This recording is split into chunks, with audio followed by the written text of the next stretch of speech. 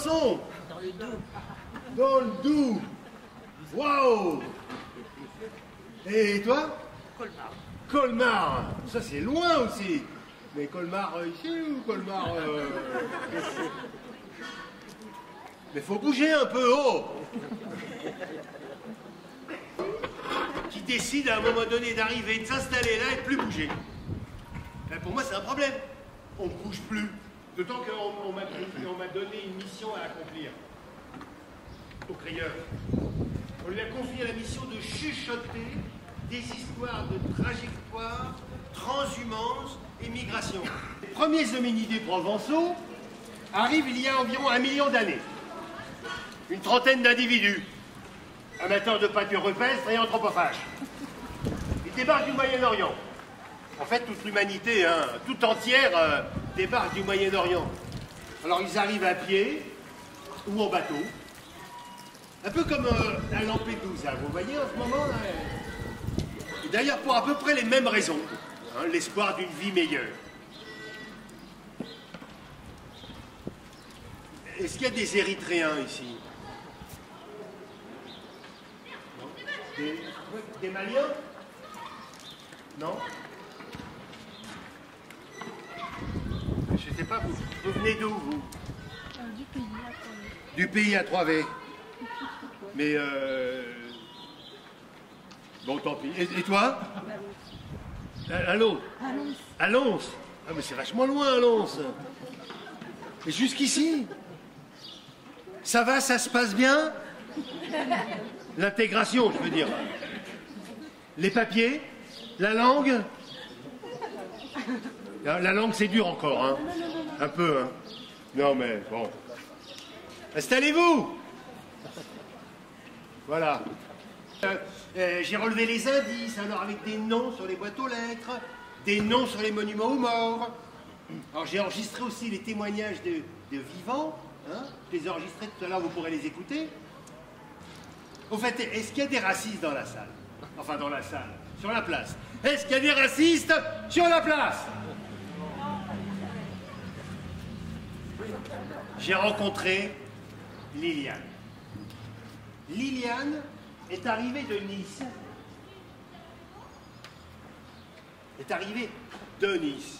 Elle a été nommée professeure de biologie au collège à Ops. C'est son premier poste. Elle a 23-24 ans. Elle est célibataire. Ça peut intéresser. Au cas où, hein. Alors, elle est arrivée avec une toute petite valise par le car le samedi 7 septembre 1970, 2 jours avant la rentrée scolaire. Alors, elle se présente devant le principal du collège, qui lui conseille un hôtel sur la place. Plus tard, elle aura un studio, qu'elle trouvera d'ailleurs grâce au patron de l'hôtel, qui deviendra son beau-frère. Parce que le petit frangin est tombé amoureux d'une jolie professeure scientifique. Quelques années plus tard, celui qui est donc devenu son beau-frère, le patron de l'hôtel, vient à mourir. Et le bel hôtel-restaurant se retrouve en vente. Le jeune frère, qui avait passé toute son enfance dans cette maison, décide de racheter l'affaire. Et c'est comme ça qu'aujourd'hui, c'est le fils de Liliane qui est le propriétaire.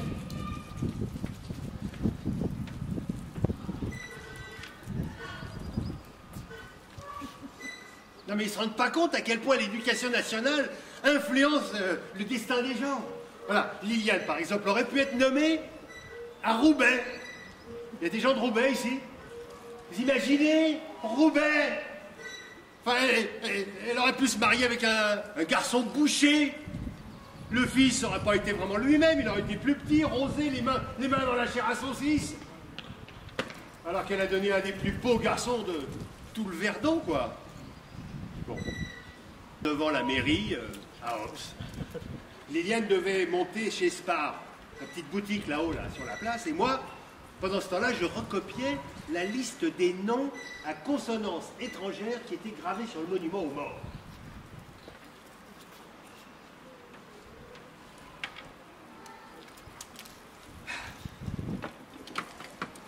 Sur les 18 noms, 18 noms, un tiers sans le charbon de bois, la fuite du fascisme, la maçonnerie et les travaux des champs.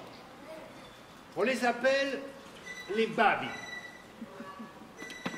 Les babis. Est-ce que vous voyez ce que c'est, les babis? Pardon? Les crapauds. Les crapauds. Ouais, bravo. Est-ce que vous connaissez d'autres petits noms sympas, là, comme ça, pour les appeler? Pardon? Pardon? Pardon? Bientôt. Bientôt. Bientôt. Pourquoi bientôt? Ça veut dire quoi, bientôt? Ah, italien, tout simplement. Ah, d'accord. Parce que moi, par exemple, j'avais aussi les macaronis, tout simplement. Ouais, les macaronis, ce qu'on avait aussi les ritales. Sympa aussi, les ritales. Ce qu'on a eu comme d'autres trucs sympas encore. Enfin bon, peu importe. Pour moi, ces babis ont perdu la vie pour défendre nos libertés. Écoutez un peu. Martin Biagini, 24 ans. Serge Chiesa, 18 ans. Dominique Luciani, 44 ans. André Zurletti, 33 ans. Fernand Serafino, 20 ans. Rose Sioffi, 17 ans.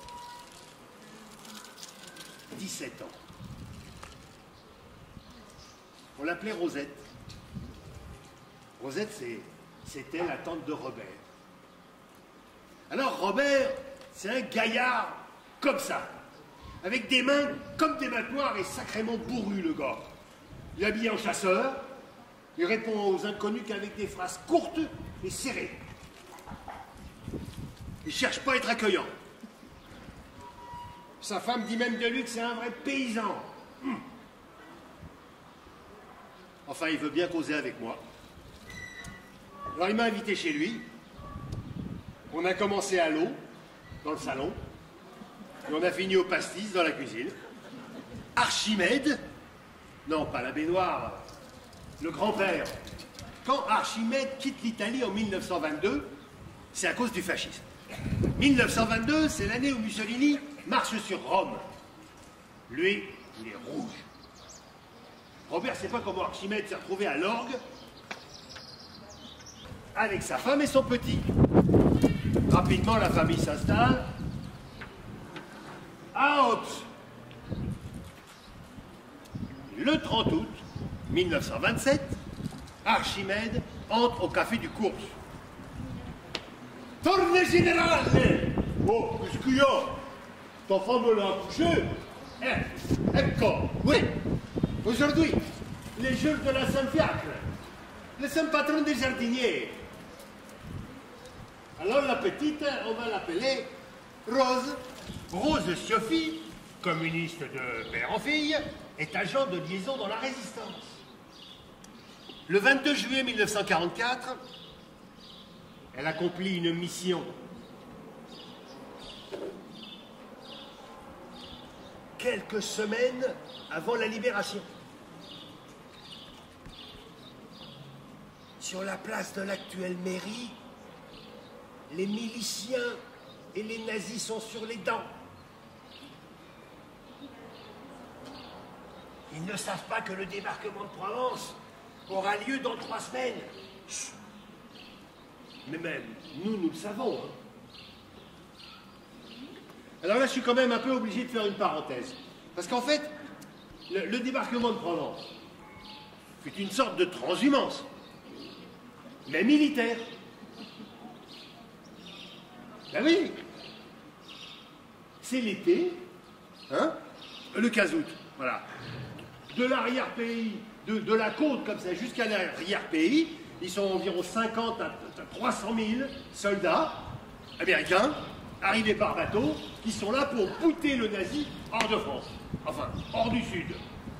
Sachant que déjà il y en a une grande partie qui est partie en Normandie. Hein. Bon, alors reprenons. Le 22 juillet 1944, Rosette va mourir. Mais elle ne le sait pas encore. Rosette part au travail. On dit qu'elle est déguisée en homme.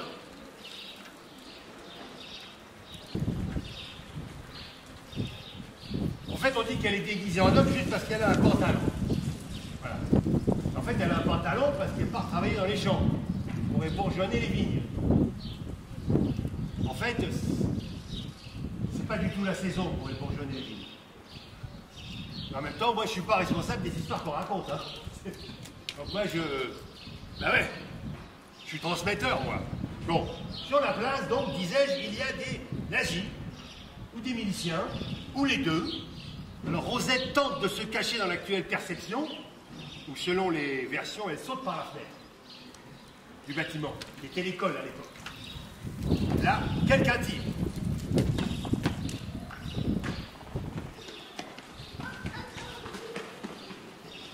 Rose est touchée par une balle explosive. Ses compagnons d'armes tentent de la conduire à Draguignan pour la soigner, mais elle meurt au chemin. La trajectoire de Rosette Sioffi s'arrête là.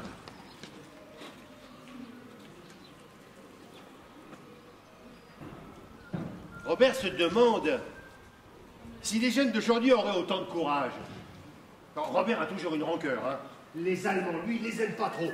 D'ailleurs, il devrait dire les Boches, comme c'est écrit dans la Méridox. Il n'accepte pas ce qu'ils ont fait. Et comme il le dit lui-même, je cite, « C'est sûr, c'est con, parce que tous ceux qui sont maintenant, ils sont pour rien. »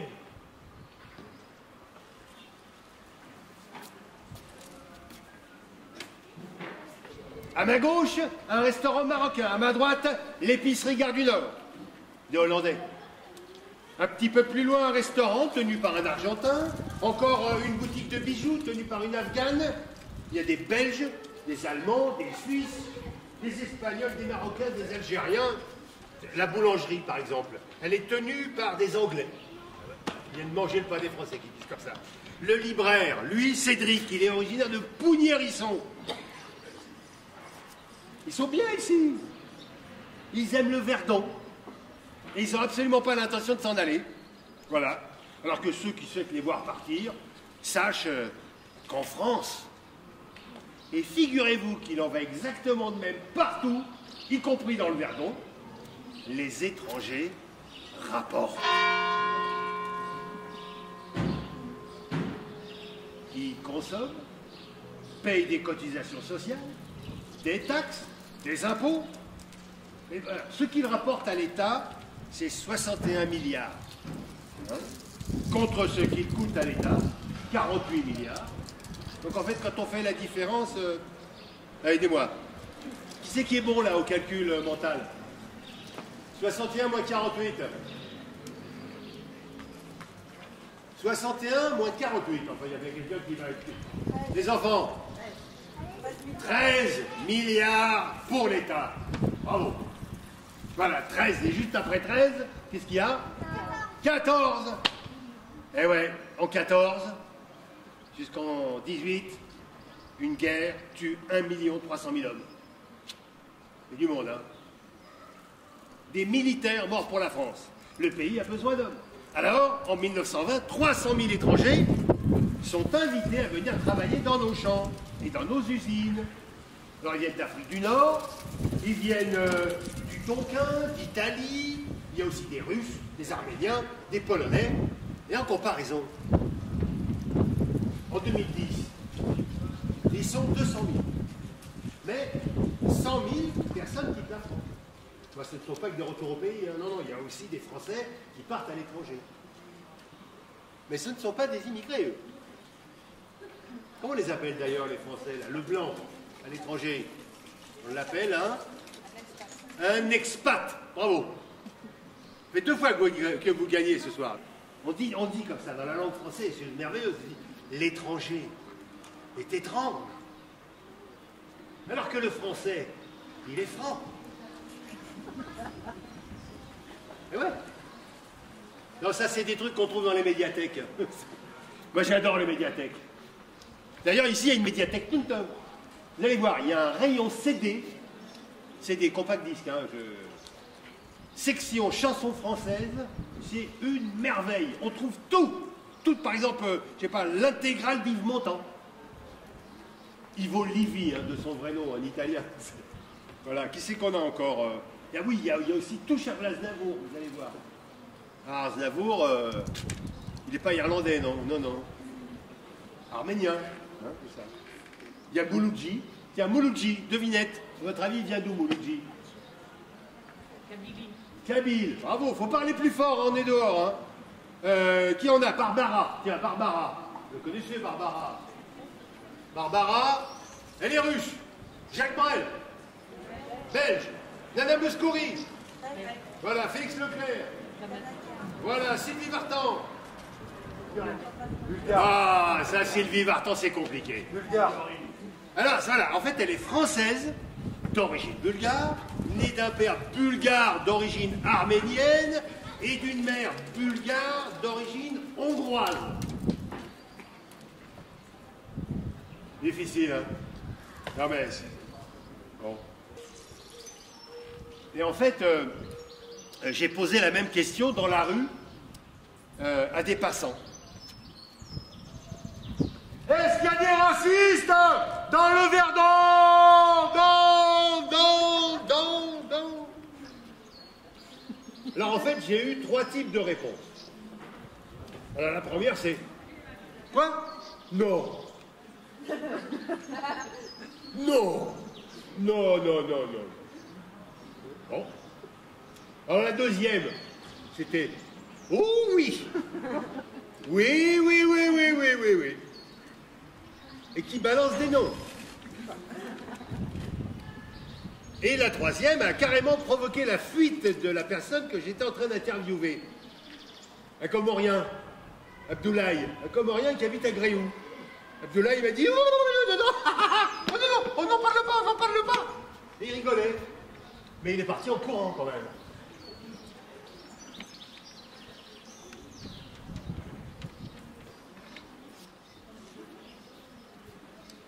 À Gréoux, je descends la rue et là j'aperçois 2 jeunes filles blacks dans un lavomatique. Alors, je leur demande est-ce qu'il y a du racisme ici?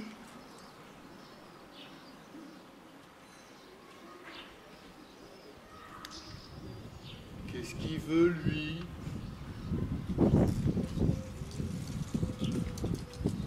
C'est quoi ce type? C'est nawak son histoire. Un crieur. Il est mytho. Oui, en fait, elles étaient en train de plier leur linge tranquillement, et moi, j'insiste. Alors, non, on est né là. On est de Gréoux. Après, c'est tout. Non, mais je demande, mais comme ça, mais vos parents, ils viennent d'où? Je pourrais les rencontrer? Non. Papa, il dort. Fait la sieste parce qu'il est fatigué. Et maman aussi, elle se repose. Non, mais je voulais pas dire maintenant, peut-être après. Non, mais après, c'est pas possible parce qu'il travaille. D'accord. Qu'est-ce qu'il fait comme travail Papa fait la plonge dans un restaurant et maman, elle fait des ménages.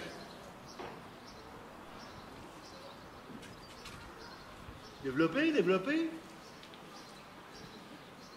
Difficile de faire raconter la vie des gens, la trajectoire. Non, les filles sont d'ici, c'est tout. Voilà. Le passé, au revoir, monsieur. Alors, le lendemain, d'ailleurs, une journaliste est venue rencontrer le crieur du Verdon et pour faire un article.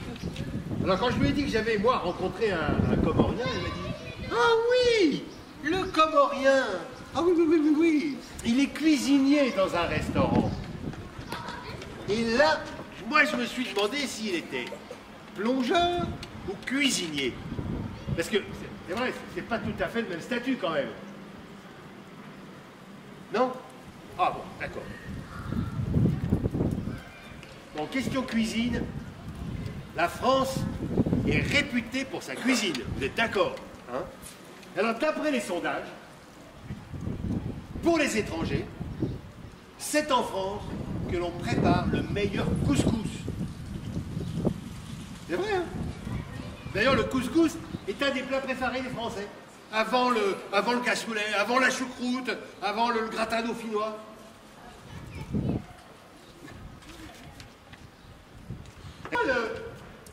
le chanteur du Verdon. Parce qu'il me semble que je vous ai déjà rencontré. À Saint-Martin-de-Drôme. Voilà, je me souviens. Ah, c'est une Parisienne, de Normandie, hein. Elle vit là. Alors, elle me demande, et vous? Vous êtes d'où? Alors, moi, je lui dis, bah, c'est gentil de me dire ça. Oui, c'est vrai. Je suis doux. Très doux, même. Mais non! D'où? De quelle région? Ah! Alors, à ce moment-là, je lui explique. Mes parents sont du Maroc. Mais moi, je suis né à Paris. Oh oui, mon chien. T'as un joli collier orange. Tiens. Allez. À 19 ans, je quitte Paris pour aller vivre en Dordogne. Et puis, un petit peu plus tard, je pars en Corrèze. Et puis, à 30 ans, devenu papa, bah, je m'installe dans le sud. À Draguignan, précisément. Chut. Le 1er janvier 1990. Et un petit peu plus tard, je me suis installé sur l'aire toulonnaise. Toujours dans des coins de campagne reculés. Mais jamais vraiment loin d'un centre-ville.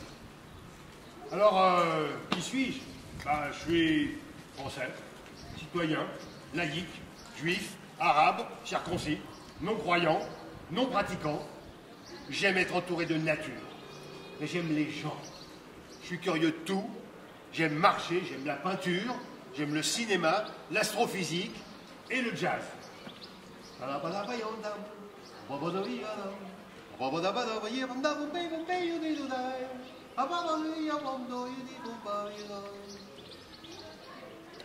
Et ce qui est surprenant et qui agace quelques-uns, c'est que le crieur du Verdon n'habite pas le Verdon.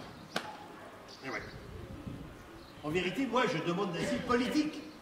À chaque fois que je monte, à chaque fois, j'implore le refuge.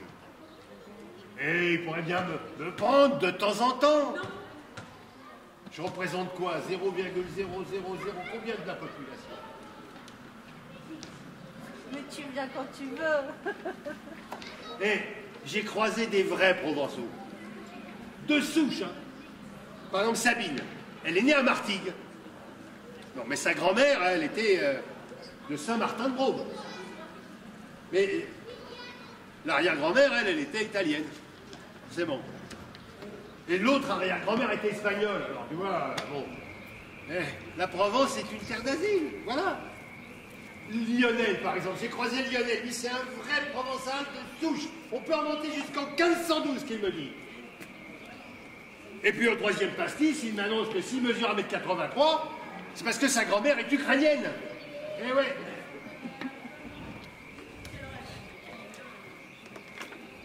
À Gréoux, il y a 2455 habitants, dont 3% d'étrangers. Ça, c'est les chiffres officiels. Hein. Alors, j'ai pris ma calculette, bip, bip, bip, bip, bip, bip, bip, ça fait 73,65 personnes. Alors, je ne les ai pas toutes rencontrées, hein. Surtout pas ceux qui sont après la virgule.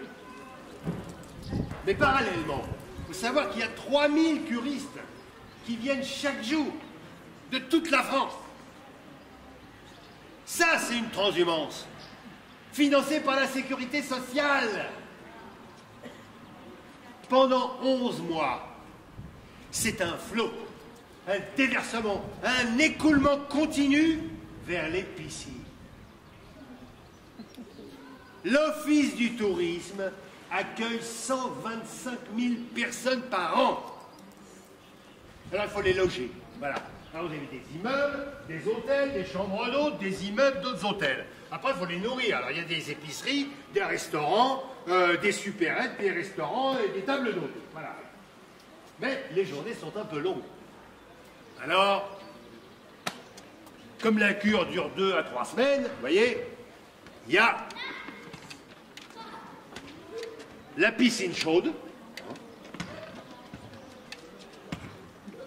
Après, il y a le bain de vapeur. Vous voyez, ça va? Après, qu'est-ce qu'il y a encore? Un petit Scrabble? Non? Oui. Ah, merci.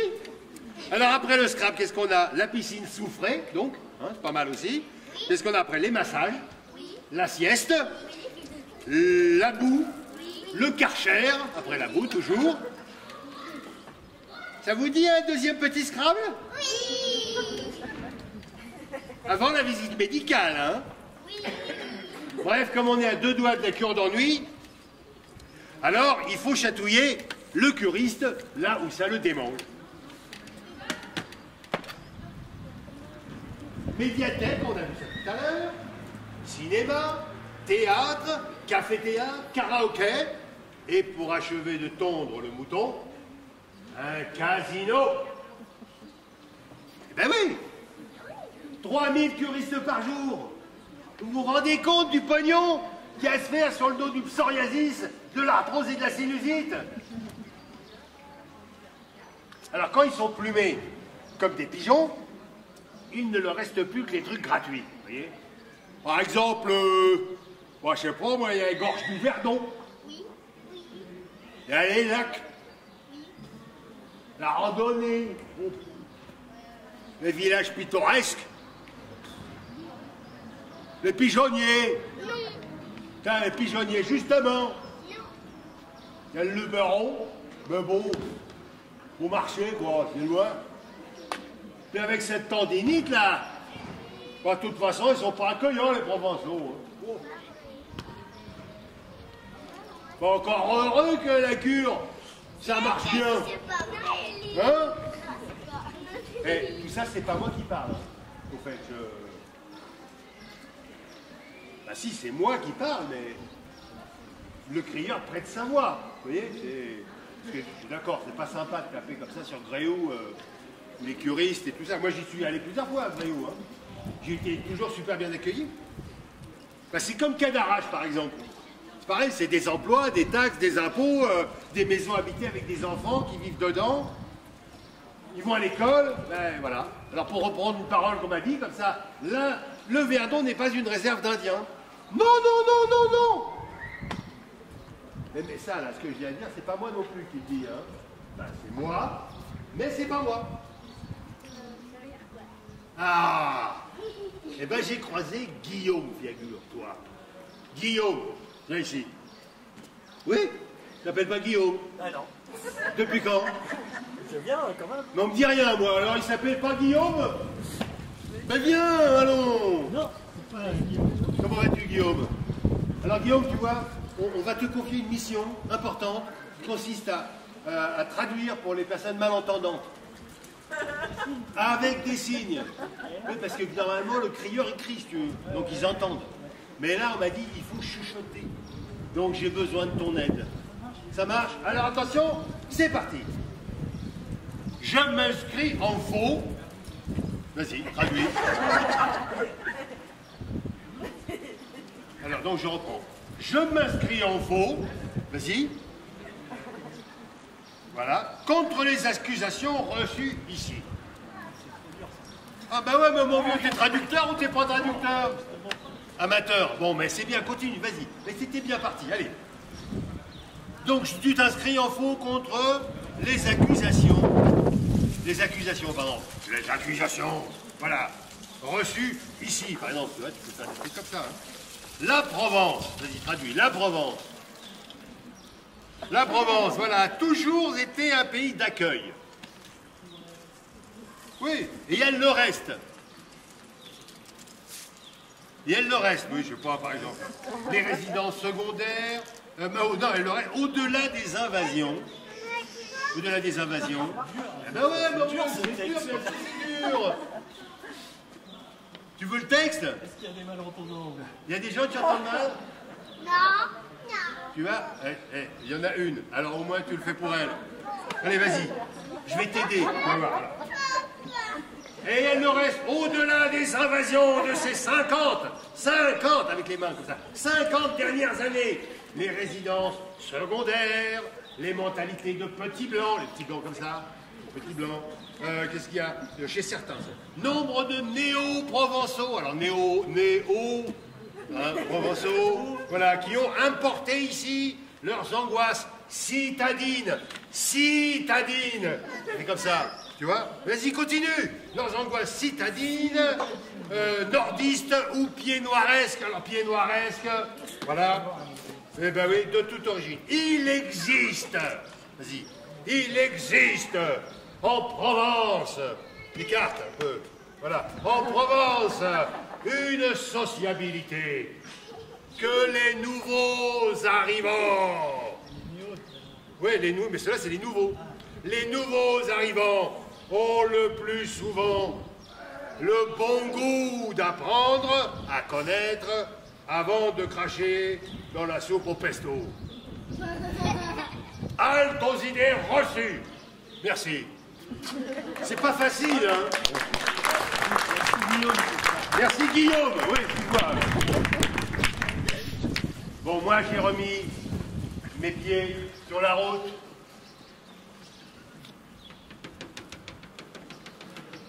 C'est vrai, ben, je me suis trompé de côté, peut-être bien, mais c'est pas grave. J'ai traversé à la nage. Et puis je suis arrivé à Valençol, mais là on n'a pas le temps, je vous raconterai pas. Ensuite on est passé à Riès, mais là c'est pareil, on n'a pas le temps, je vous raconterai pas. Et puis après je suis parti. Alors si quand même je vous raconter un truc parce que... Alors Marie-Laure, avec Marie-Laure on a parlé de choses comme par exemple la lavande. Forcément on a parlé de la lavande. Et oui, et on a parlé donc du tourisme de masse. Alors le tourisme de masse, elle me dit, c'est un problème quand même, le tourisme de masse. Parce que les autocars remplis de Chinois, par exemple, ils ne visitent pas la Provence. Ils font le tour de l'Europe. Une journée à Paris, une matinée à Manosque avec visite de l'Occitane. Alors, savon à la lavande, eau de cologne à la lavande, pommade à la lavande, crème pour le cou à la lavande, crème pour le nez à la lavande, crème pour les genoux à la lavande, crème pour le dos à la lavande, crème pour le ventre à la lavande, pour les pieds à la lavande. Et après, quand ils sortent, ils n'ont plus un sou. Alors forcément, ils repartent. Alors, ils montent sur le plateau.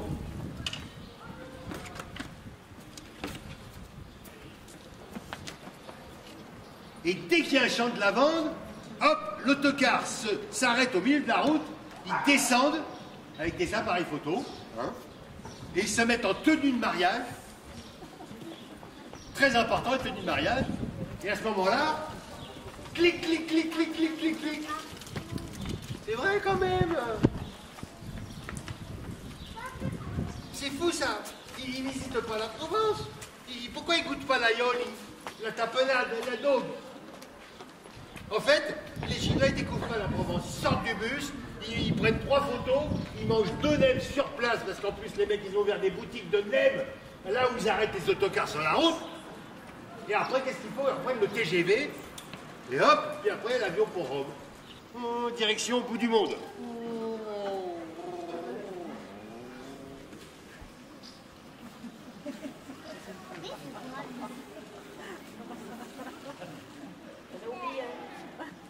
C'est vrai, je le mettrai après. Donc en fait, moi, quand je quitte la lavande comme ça, avec toutes ces histoires d'amour chinoises extraordinaires, qui finissent toutes toujours pareil, quoi, en fait. Ils se marient, puis ils ont des enfants, puis ils sont heureux, voilà. Cendrillon, Blanche-Neige, tout ça, super histoires, hein. Tiens, d'ailleurs, ça me fait repenser à une annonce super romantique que j'avais eue en faisant le crieur. Je l'ai avec moi, je vais vous la lire. Vous allez voir le romantisme extraordinaire. C'était d'ailleurs, je crois, à Comps. Le mariage, c'est chercher à deux des solutions à des problèmes qu'on n'avait pas quand on était seul. C'est une vraie annonce, hein, je vous la jure, hein, c'est vrai. Hein. Après, j'en ai eu d'autres encore, des super romantiques comme ça. Ça, c'était à Allons, tiens, justement, Allons, et une dame qui m'a donné ça. Donne mari et enfant contre bon soin. Extraordinaire, non mais je vous dis, une histoire d'amour infernale. Quelle heure il est? Juste pour savoir si... Oh là là, il est -5, bon, faut que je me dépêche. Alors, Ah oui, donc j'en étais dans les virages. Je ne sais pas si vous connaissez. Voilà. Mais en fait, je m'arrête à Saint-Julien. Voilà. Parce que là, moi j'adore l'histoire d'amour. Et j'ai un plan, j'ai rendez-vous avec Ursula. Non, c'est pour l'interviewer. Oh. Hein? Alors en fait, Ursula, elle habitait Zurich. Après des études de biologie, elle travaille au WWF. Je ne sais pas si vous connaissez, c'est le Fonds mondial pour la nature. Donc en fait, elle s'occupe des campagnes annuelles, dont celle sur les forêts tropicales. Et elle participe aussi à l'organisation d'un festival de musique africaine.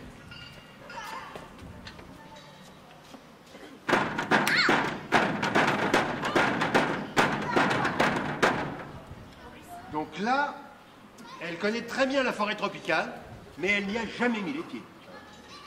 Avec une copine, Bettina, elle décide de prendre 2 mois de congé pour aller vivre en vrai ce qu'elles connaissent en théorie. Donc Ursula et Bettina explorent le nord du Cameroun. Et là, elles rencontrent les grands singes. Psst, psst. Faut m'aider, oh, les grands singes. Allez, elles rencontrent les grands singes. Wouhou! Après, elles rencontrent des insectes. Non, il y avait des gros insectes, hein. C'était pas des petits bzz, c'était des bzz. Des gros insectes, quand même. On est au Cameroun. Et après, on rencontre des serpents.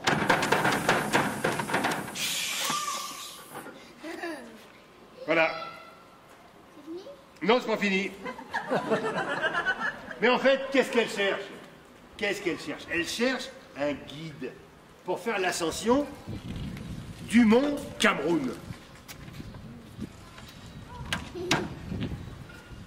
Alors, l'ascension du mont Cameroun, c'est un peu compliqué parce que ça fait quand même 4440 mètres. Vous voyez? Donc pour ça, il faut un guide. Alors, pour trouver un guide, il y a un endroit, c'est la mission catholique. La mission catholique, normal. La mission catholique, il y a des guides. Normal.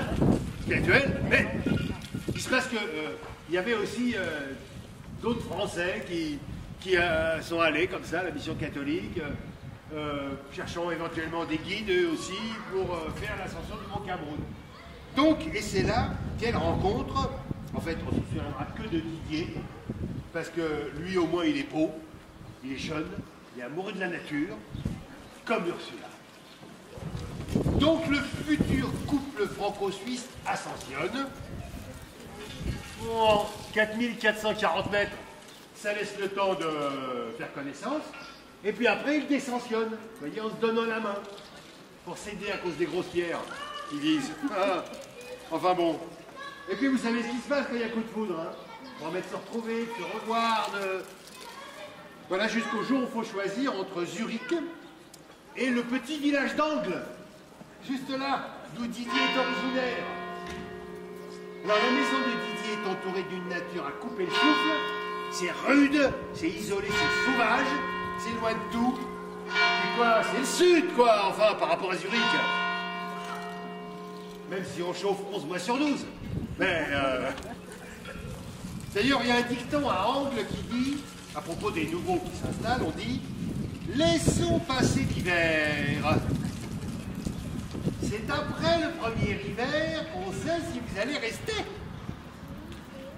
Eh bien, Ursula vit à Angle depuis 25 ans.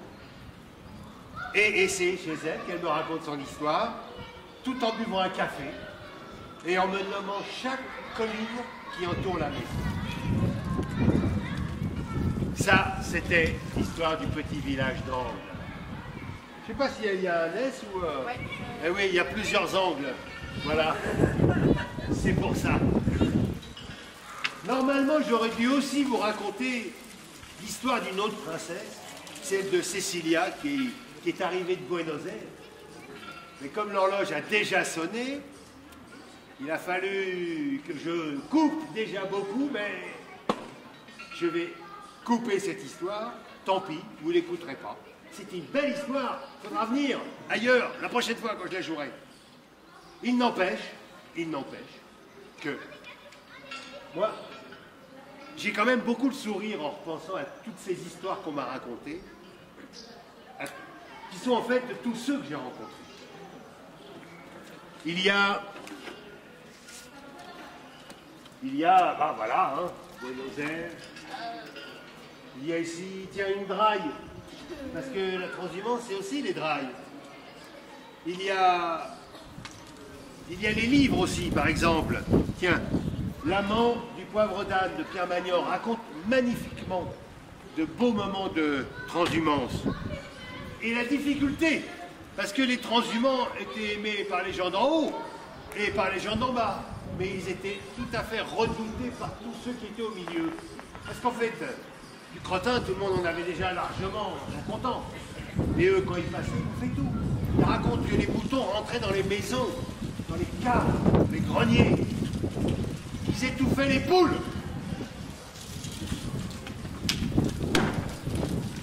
Merci. Alors, tous ces gens que j'ai rencontrés habitent ici.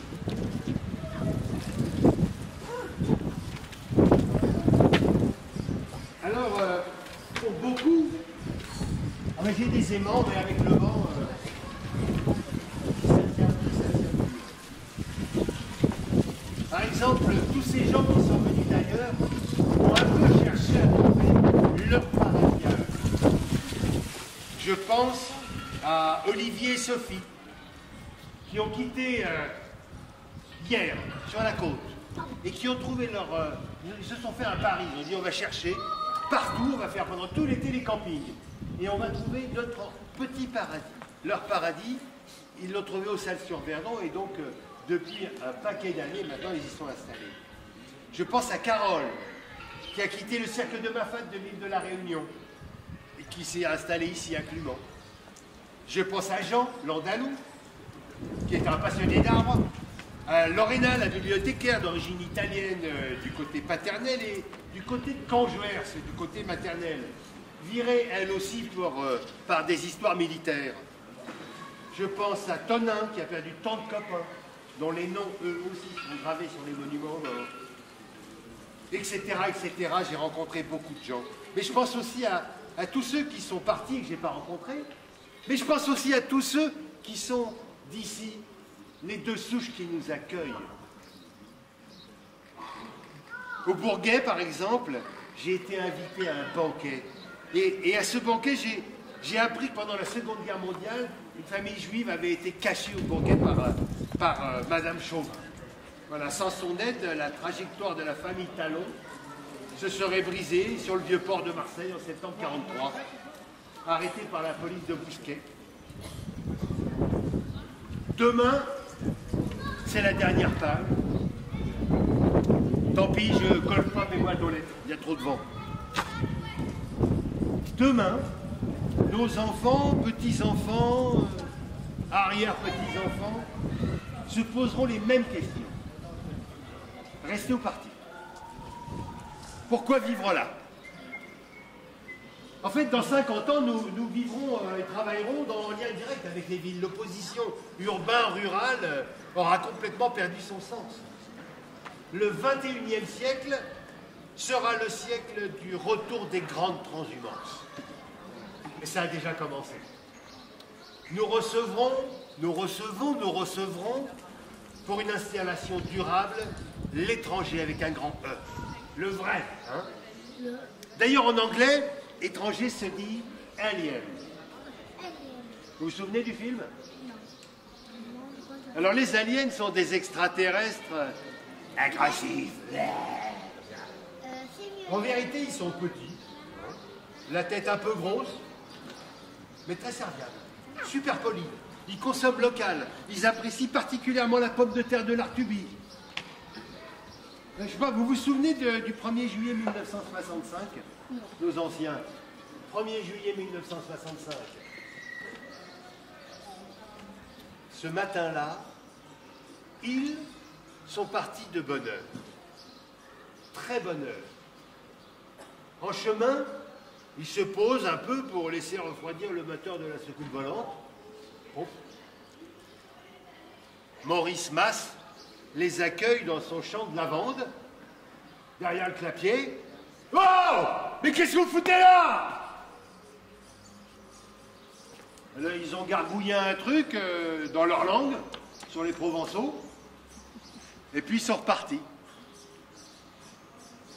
En 2065, grâce à leur fort pouvoir d'achat, Barglup et Glorblip, qui sont donc originaires de la planète Kepler 47c, s'installeront dans le Verdon. Un petit paradis dans le quart sud-est de la Voie lactée. Alors, ils ne nous regarderont pas comme détruites. Justement, le côté arc-en-ciel, c'est ce qui leur plaît. Toutes les couleurs du blanc de la neige au noir de la truffe. En passant par une rivière turquoise. C'est un mot turc hein, pour désigner la couleur de notre Verdon. Leurs enfants naîtront ici. Ils auront probablement un fort accent. Et les petits copains se moqueront d'eux à l'école. Il y aura peut-être un type aussi frisé, habillé en orange, prêt à les interviewer et à recueillir l'histoire de leur longue trajectoire, transhumance et migration. Mais ils ne savent pas encore.